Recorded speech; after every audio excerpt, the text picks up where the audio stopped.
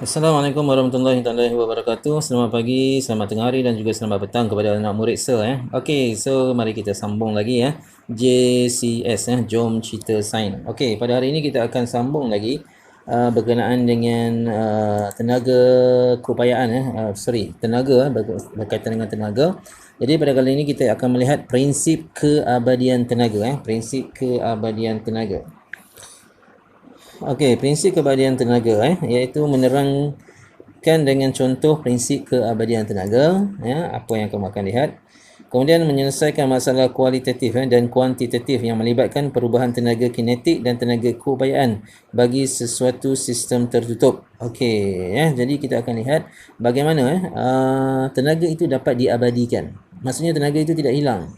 Tenaga keupayaan bertukar menjadi tenaga kinetik bertukar menjadi tenaga keupayaan, kemudian tenaga suria bertukar menjadi tenaga cahaya, tenaga elektrik dan sebagainya. Jadi tenaga tidak boleh dimusnahkan tetapi boleh diubah bentuk dan juga dipindahkan. Itu yang dikatakan sebagai prinsip keabadian.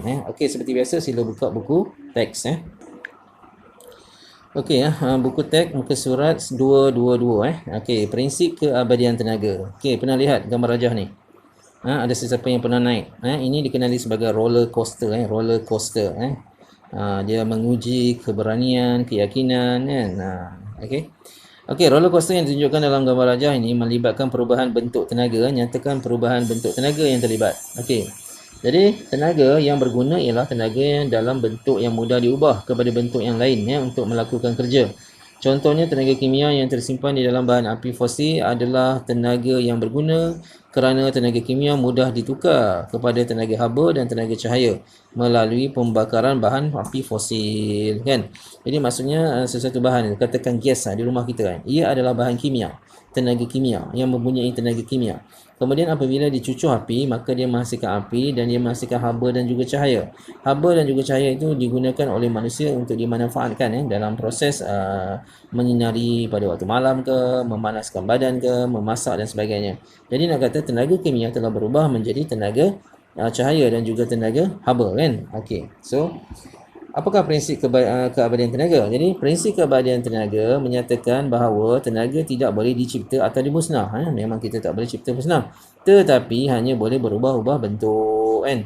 Jadi sistem ayunan seperti ayunan bandur ringkas dan ayunan spring terbeban sentiasa mengalami perubahan bentuk tenaga antara tenaga keupayaan graviti atau tenaga keupayaan kenyal dengan tenaga kinetik. Adakah sistem ayunan mematuhi prinsip keabadian tenaga?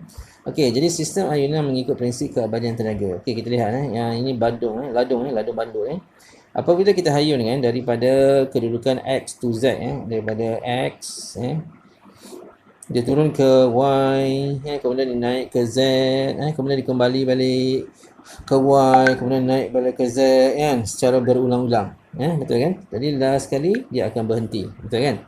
Okey, jadi apakah perubahan tenaga yang berlaku? Okey, mari kita lihat pada kedudukan X tu yang di sinilah, yang di sebelah kiri tu Okey, TU tu ialah tenaga tenaga keupayaan graviti TK ialah tenaga kinetik.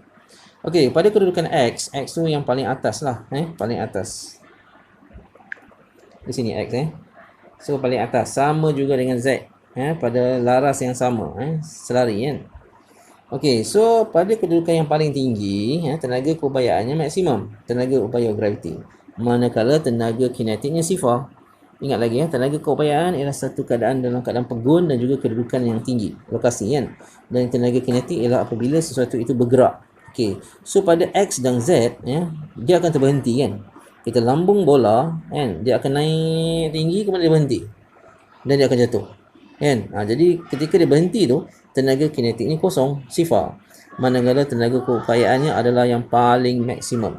Okey, dari kedudukan X dan Y daripada X dan Y maksudnya dia menuruni lah. Okey. Tenaga upaya graviti ladung berkurang, dia kurang. Okey, kemudian tenaga kinetik semakin bertambah. Semakin bertambah. Jadi kalau kata tengah-tengah ni dia sama banyak lah. Okey, tengah-tengah ni Okey, tengah-tengah tu maksudnya antara X dan Y, tengah-tengah. So kalau kata tengah-tengah, tenaga keupayaan dan tenaga kinetiknya sama banyak. Tapi apabila dia telah mencecah ke Y, ketika ini tenaga kinetik paling maksimum. maksimum tenaga kinetik. Sedangkan tenaga keupayaan paling kosong, paling sifar paling minimum lah kan, hampir-hampir kosong. Okey, kemudian dia terus berlalu dia berlalu naik ke atas 3 dan 2, jadi konsepnya sama saja. Okey, okey, jadi dia berulang-ulang. Okey, jadi pada kedudukan x, so di sini x x dia kembali baliklah kan, daripada x dia pergi ke y, pergi ke z, kemudian z pergi ke y dan y pergi ke x mula. Jadi kalau kita lihat x dia awal dan juga x akhir adalah sama saja kan. Tenaga upaya gravitinya maksimum, tenaga kinetiknya sifar kan. Okey, itu yang berlaku. Okey, samalah juga dengan spring, keadaan spring yang terbeban Okey, maksudnya apabila kita tarik sampai bawah pada arah sempat tu, okey, pada dekat x x tu maksudnya yang paling bawah sekali kan. So ini tahap maksimum ni, dia berhenti kat situ. So pada ketika itu tenaga keupayaan kenyal yang maksimum, tenaga kinetiknya sifar. Maksudnya dia ditarik sampai ke situ. Kan? Itu paling maksimum. Kemudian apabila dilepaskan dia akan naik ke atas. Betul kan? Itu kalau spring. Jadi perasaannya sama pada kedudukan x, tenaga keupayaan kenyal, bukan tenaga keupayaan graviti sebab dia ditarik oleh spring. So dia tenaga keupayaan kenyal maksimum. Dan tenaga kinetiknya sifar. Kemudian daripada z, daripada z dia naik ke y. Z, okey, maksudnya sampai z lah pada kedudukan z, tenaga keupayaan kenyalnya maksimum, tenaga kinetiknya sifar. Jadi benda ini berulang. Okey. Jadi perubahan tenaga kinetik dan tenaga keupayaan bagi suatu sistem tertutup. Okey, so kalau kita lihat di sini, dalam sistem tertutup, perubahan tenaga antara tenaga keupayaan dengan tenaga kinetik mematuhi prinsip keabadian tenaga. Oleh itu, jumlah tenaga keupayaan dan tenaga kinetik dalam satu sistem ayunan yang tertutup adalah mala. Mala tu samalah. Jadi contoh sistem ayunan tertutup adalah seperti yang ditunjukkan pada raja di bawah. Raja A dan juga B. Jadi A dan B kita lihatlah perbezaan di antara tenaga upaya graviti dan juga tenaga kinetik Okey, pada setiap lokasi Okey, kemudian bagi kedudukan seimbang pula tenaga, jumlah tenaga daripada gambar rajah tu kita lihat pada kedudukan minus A bergerak kepada A jadi dia seimbang kiri dan kanan sebab apa? Sebab dia daripada sini pergi ke kanan, kemudian kanan pergi ke kiri semula.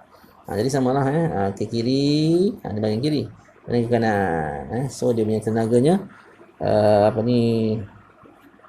pemindahan tenaganya adalah sama Okey, berdasarkan prinsip keabadian tenaga, tenaga boleh berubah bentuk dalam perubahan bentuk tenaga sebahagian kecil daripada sahaja tenaga ditukar menjadi tenaga yang berguna. Sebahagian besarnya boleh ditukar menjadi tenaga yang tidak berguna seperti tenaga haba yang dibebaskan oleh geseran Sistem tertutup sistem tertutup merupakan sistem di mana tiada daya luar seperti geseran bertindak. Maka tenaga haba tidak akan terhasil dalam satu sistem tertutup Okey, so itu saja berkenaan dengan so ini adalah contoh-contoh contoh masalah numerical menunjukkan sebuah pistol mainan. Panjang spring di dalam pistol mainan ialah 30 mm. Jika daya 5 N digunakan untuk memampatkan spring sehingga panjang spring menjadi 50 mm, hitungkan kelajuan maksimum. Jadi kita boleh guna formula berdasarkan prinsip keabadian tenaga. Abadi itu maksudnya sama. Jadi tenaga keupayaan kenyal tersimpan dalam spring sama juga dengan tenaga kinetik bola plastik. Okey, jadi formula yang ditulis adalah seperti berikut Tenaga keupayaan kenyal 1/2 darab F darab X. X ialah sasaran meter Manakala tenaga kinetik pula ialah setengah didarab dengan jisim didarab dengan had laju yang kita telah pelajari sebelum ini. So apabila kita masukkan nilai maka kita akan dapatlah jumlahnya. Okey, cuba tengok tu dia. Anggapan tiada kehilangan tenaga ke persiran. Okey, ini kalau kita anggap tiada tenaga yang hilang di persekitaran Okey, dapat Okey, ada contoh-contoh di bawah lah. Okey, seperti biasa sila lihat buku amali pula. Okey, dalam buku amali muka surat 149 prinsip keabadian tenaga Okey. Dia sebut abadi tu maknanya dia kekal lah. Daripada satu kepada satu bentuk tenaga dia sama. Kita anggap tidak ada lebihan tenaga yang terbuang. Contohnya 100 Newton yang masuk, 100 Newton juga yang akan dibelanjakan, digunakan. Okey, begitu. Okey, jadi bina satu bandul ringkas. Okey, bandul kalau kita hayun lama-lama dia berhenti Sebab apa? Sebab yang berlakunya terdapat daya geseran pada ladung tersebut.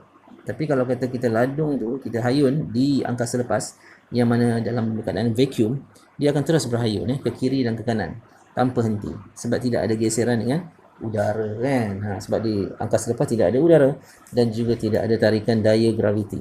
Okey, sama. Okey, jadi daripada P ke Q, tenaga keupayaan bertukar menjadi tenaga kinetik, manakala daripada Q ke R, tenaga kinetik bertukar menjadi tenaga keupayaan. Jadi maksudnya tenaga keupayaan dalam keadaan statik, berhenti, pegun, manakala tenaga kinetik dalam keadaan dia bergerak. Okey, kemudian apa lagi Okey, kita lihat kedudukan jumlah tenaga berkurang bertambah dengan maksimum tenaga keupayaan. Okey, dalam keadaan P, tenaga keupayaannya ialah maksimum, kinetiknya 0 ataupun sifar. Q, keupayaannya sifar, manakala kinetiknya maksimum. R, maksimum dan sifar. PQ berkurang, bertambah. QR bertambah dan berkurang. Hal laju gerakan ladung. Jadi kalau kita lihat, kalau kosong dia dalam keadaan di mana? Jadi P dan R. Mana dia? Kosong. Kosong maknanya pada kedudukan yang paling tinggi lah dan berhenti, iaitu di P, di P dan juga di R. Dia maksudnya pada tahap ni ladung tu akan naik dan berhenti dan dia akan turun semula. Okey, betul Okey, kemudian kita lengkapkan yang tu. Okey, pada kedudukan R maksimum dan seterusnya, PQ dan Q ke R Okey, jadi hak laju gerakan ladung Okey, ketika kosong kedudukan ladung ialah P dan R, maka maksimum ialah di Q. Terangkan apa yang berlaku kepada tenaga pada ladung semasa berayun. Tenaga pada ladung berubah daripada satu bentuk pada bentuk lain. Jumlah kedua-dua tenaga adalah sama. Hal ini dapat dikaitkan dengan prinsip keabadian tenaga yang menyatakan bahawa jumlah tenaga sebelum perubahan adalah sama dengan jumlah tenaga selepas perubahan. Nyatakan perubahan tenaga yang terlibat dalam aktiviti seperti di bawah. Okey, di sini kalau kita lihat tenaga keupayaan ditarik, berhenti, kemudian dilepas, maka busur akan anak panah akan bergerak, ditembak ke depan, maka dia bertukar menjadi tenaga kinetik. Manakala yang ini tenaga kinetik, dia bergerak sampai pada pokok yang tinggi, dia berhenti dia tak bergerak dah, maka dia mempunyai tenaga keupayaan yang sangat tinggi. Betul maksimum lah. Okey, kemudiannya bagaimana pula? Okey, menaiki bendera. Apabila kita melihat bendera itu bergerak, naik semakin tinggi, so dia bergerak tu ialah kinetik dan dia berhenti di atas adalah keupayaan. Okey, yang ini pula ialah buah. Buah ni dia dah tergantung di tempat yang tinggi, bermaksud dia mempunyai tenaga keupayaan yang maksimum. Once dia dah sangat okey, sangat maksimum, dia juga akan menggugurkan diri dia, menggugurkan. So yang berlaku ialah tenaga keupayaan bertukar menjadi tenaga kinetik. Okey, sebuah batu besar di atas bukit sedang jatuh ke tanah. Apakah kelajuan batu itu kekal sama semasa ia jatuh, bergerak menghampiri tanah? Jawapannya tidak. Semasa batu itu jatuh, tenaga keupayaan graviti batu itu berubah kepada tenaga kinetik. Oleh itu semakin dekat batu itu dengan tanah, semakin tinggi kelajuannya. Maksudnya dekat nak jatuh tu lagi laju. Okey, sebiji batu berjisim 4 kg dijatuhkan dalam ketinggian 4 meter. Hitungkan tenaga kinetik. Jadi perubahan dalam tenaga keupayaan graviti sama dengan perubahan dalam tenaga kinetik. Jadi formulanya mgh equals setengah darab mv kuasa 2. Jadi masukkan nilai saja 4 kg kali dengan 10 kali dengan 4. Kemudian dapat 160. Okey, kemudian maka perubahan dalam tenaga kinetik adalah 160 J. Okey, prinsip keabadian tenaga menyatakan bahawa tenaga tidak boleh dicipta atau dimusnahkan, tetapi boleh berubah kepada satu bentuk kepada bentuk yang lain. Jumlah tenaga sebelum perubahan sama dengan jumlah tenaga selepas perubahan. Okey, jadi cikgu rasa itu saja untuk hari ini dan kita telah tamat untuk bab ni dan kita akan masuk pada bab yang barulah. Jadi cikgu ulang semula bahawa prinsip keabadian tenaga ini menyatakan bahawa tenaga tidak boleh dicipta atau dimusnah, dan dia hanya boleh berubah bentuk daripada tenaga kimia menjadi tenaga haba, tenaga cahaya, daripada tenaga cahaya boleh bertukar terus menjadi tenaga elektrik dan sebagainya Jadi seperti biasa dalam Google Classroom ada tugasan yang cikgu berikan, tolong siapkan nanti Okey, itu saja cikgu sudahi dengan wabillahi taufiq wal hidayah. Wassalamualaikum warahmatullahi taala wabarakatuh.